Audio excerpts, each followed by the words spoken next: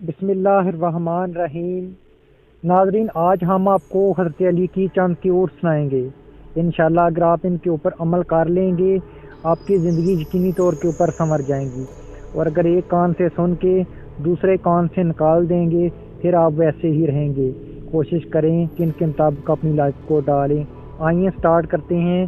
पहली क्यूट उनकी, उन लोगों पर इत्माद करो जो तुम्हारी 3 बातें बांध सकें। पहली बात कौन सी है? तुम्हारी हंसी में पेचीदा दर्द। इसके बाद दूसरा कौन सा है?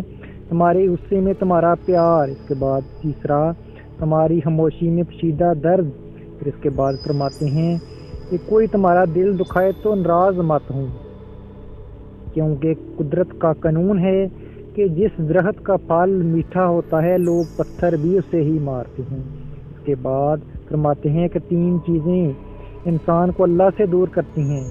पहली, अपने अमाल को ज़्यादा समझना। इसके बाद दूसरी, अपने गुनाहों को भूल जाना।